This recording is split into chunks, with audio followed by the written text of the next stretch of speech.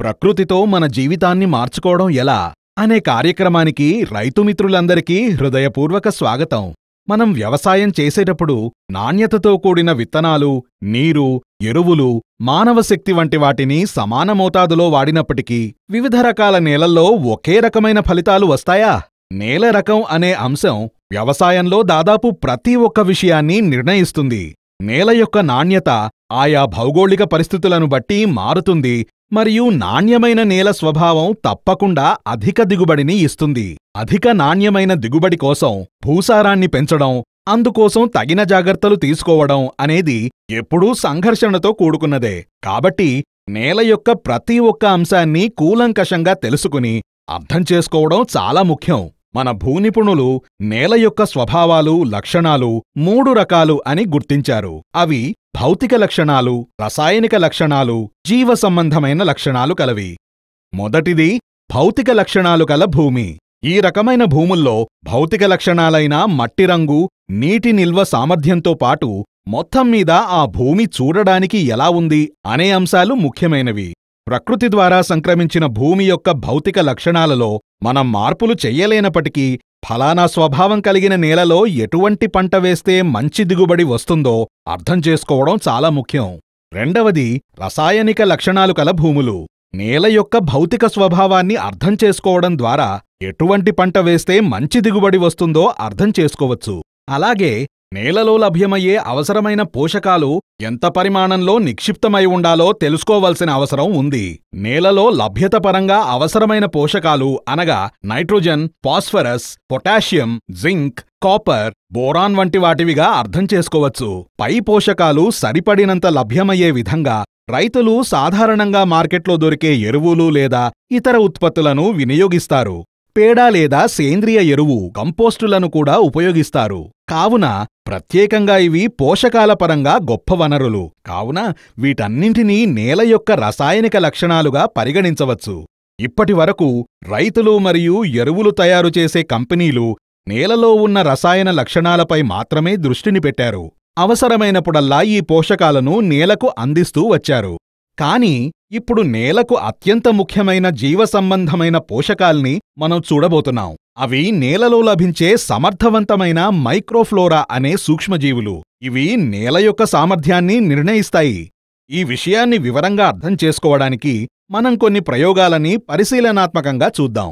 మొదటిగా పొలం నుండి కొంత మట్టిని సేకరించి దానిని 2 భాగాలుగా విభజిద్దాం. అందులో ఒక భాగం మట్టిని కొలిమిలో ఉంచి 150 నుంచి 600 డిగ్రీల వద్ద వేడి చేద్దాం. ఆ తరువాత మట్టిని చల్లబరిచి దానిలో విత్తనాలను నాటుదాం. కాని వేడి చేయడం వలన మట్టిలోని సూక్ష్మజీవులు, మైక్రోబ్స్ నాశనం కాబడి నాటబడిన విత్తనాలు మొలకెత్తలేవు. ఈ అధ్యయనం ద్వారా రుజువు కాబడ్డ విషయం ఏమిటంటే విత్తనాల అంకురోత్పత్తి ప్రక్రియలో సూక్ష్మజీవులు ప్రధాన పాత్ర వహిస్తాయి అని. రెండవ పరిశీలన ఏమిటంటే రైతులు ఎరువులను చల్లుతున్నప్పుడు మొక్క మొదట్లో అనగా వేరుకు చేరే విధంగా చల్లుతున్నారో లేదో గమనించరు. అయినా సరే ఎరువులు తమ ప్రభావాన్ని చూపుతాయి. అది ఎలాగంటే పోషకాలు మొక్కవేర్ల వరకు విస్తరించవుగాని సూక్ష్మజీవులు ఎరువులను నేలలో నిల్వచేసి మొక్క అవసరాలకు అనుగుణంగా విడుదల చేసి సరఫరా చేస్తాయి. మూడవ పరిశీలన ఏమిటంటే మనుషులుగా మనం ముడి ఆహార పదార్థాలను తినలేము. కాని వాటిని మనం తినగలిగే ఆహార పదార్థాలుగా మార్చుకోగలం. ఉదాహరణకు గోధుమలు ముడిసరుకు, గోధుమ రొట్టెలు మనం తినగలిగేవి. అలాగే మొక్కలకు కూడా నీటిలో కలిగి ఉన్న పోషకాలు అవసరం. ఒకవేళ ఫాస్ఫరస్ మట్టిలో వ్యాప్తి చెంది ఆ మట్టిలో సూక్ష్మజీవులు కనుక లేనట్లయితే భాస్వరం ఆ పంటకు అందదు.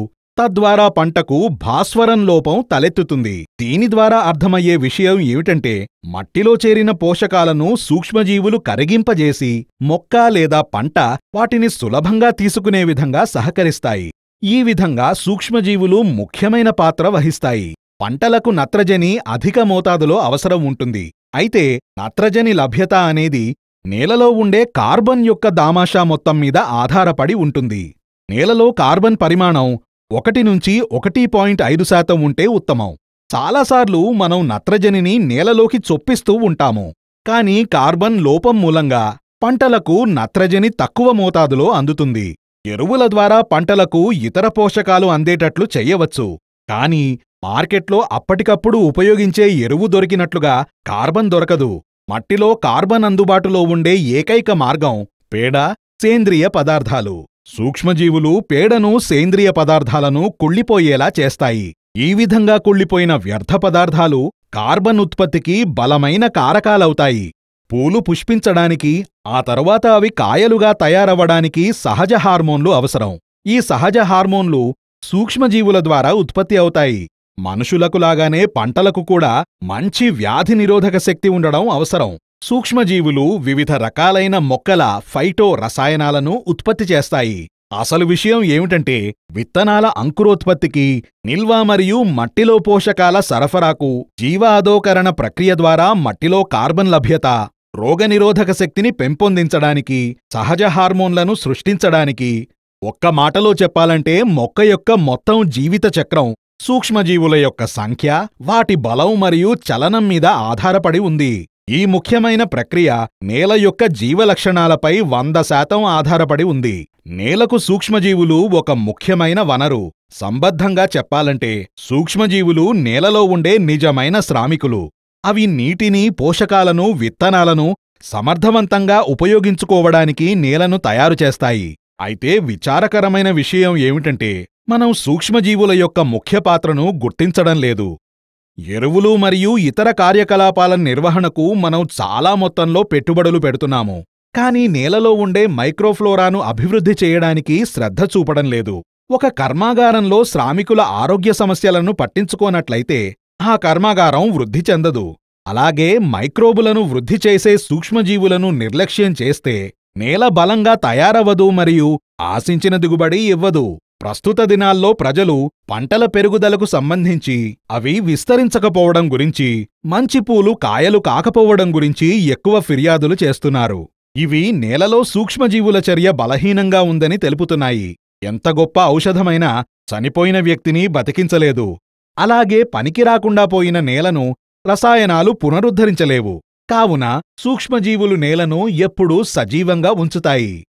కేరాన్ అను మేము వివిధ రకాలైన అవసరాల నిమిత్తం కొన్ని రకాలైన సూక్ష్మజీవులను గుర్తించాము. మా ప్రయోగశాలలో జరిపిన విస్తృతమైన పరిశోధన మట్టిలో సూక్ష్మజీవుల పనితనాన్ని పెంచే మార్గాల గురించి మరియు అటువంటి సూక్ష్మజీవుల ఆరోగ్యకరమైన పెరుగుదలకు అవసరమైన వాతావరణాన్ని ఎలా సృష్టించాలో మాకు దారి చూపించింది. అనేక సంవత్సరాల పరిశోధన తరువాత మేము బాస్, బాఫ్, ఆరికేన్, ఓనిటాన్ మరియు క్యామిటాన్ వంటి బయో ఆర్గానిక్ సొల్యూషన్స్ తయారుచేసి మీ ముందుకు వచ్చాము. నేలలో బయో ఆర్గానిక్ సొల్యూషన్స్ వాడడం, మేలైన వ్యవసాయ పద్ధతులను అవలంబించడం ద్వారా మైక్రోఫ్లోరా వృద్ధి చెంది నేల యొక్క జీవావరణాన్ని పునరుద్ధరించడానికి సహాయం చేస్తుంది. సూక్ష్మజీవులు వృద్ధి చెందడానికి, సమర్థవంతంగా పనిచేయడానికి ఆరోగ్యకరమైన వాతావరణాన్ని ఇది కల్పిస్తుంది. ఫలితంగా నేల యొక్క సారం పెరిగి మంచి దిగుబడులను ఇవ్వడానికి సహాయం చేస్తుంది. రైతు బాస్, ఓరికేన్, ఆనిటాన్లను ద్రవరూపంలో ఉండే పేడ ఎరువు, సేంద్రియ రసాయనాలతో కూడా వాడవచ్చు. కావున మా అనుభవం ప్రకారం రైతు తన భూమి నుండి మంచి దిగుబడి ఖచ్చితంగా పొందవచ్చు. మేము ఉత్తమమైన ఎరువులు మరియు విత్తనాల శోధనలో నిమగ్నమై ఉన్నాము. అలాగే కేరాన్ సాంకేతిక పరిజ్ఞానం అయిన బయో ఆర్గానిక్ సొల్యూషన్స్ ద్వారా మేము భూసారాన్ని పెంచే విధంగా కృషి చేస్తున్నాము. తద్వారా మీరు నేల సారాన్ని పెంచుకోవడం కోసం ఎదురుచూడాల్సిన అవసరం ఉండదు. మా మార్గదర్శకాల ప్రకారం రైతులు వాళ్ల పొలాల్లో కొంత ప్రదేశం మేర ఈ ఫార్ములాని ఉపయోగించి 3 నెలల తరువాత వచ్చే వ్యత్యాసాన్ని గమనించవచ్చు. మిగతా ప్రపంచంలో ఏం జరుగుతోందో మనకు అంత ముఖ్యం కాదు. కానీ మన పొలంలో ఏం జరుగుతోందనేదే అత్యంత ప్రాముఖ్యమైన విషయం. వారి వద్ద నుండి వివిధ రకాలైన కేరాన్ ఉత్పత్తులు, వాటి వినియోగ సంబంధిత సమాచారాన్ని పొందవచ్చు. ఈ కార్యక్రమానికి హాజరు కావడానికి విలువైన సమయాన్ని మాకు వెచ్చించిన రైతు సోదరులకు మరియు పాల్గొన్నవారందరకు కేరాన్ ఆర్గానిక్ కంపెనీ హృదయపూర్వక ధన్యవాదాలు తెలియజేస్తోంది. జై కిసాన్.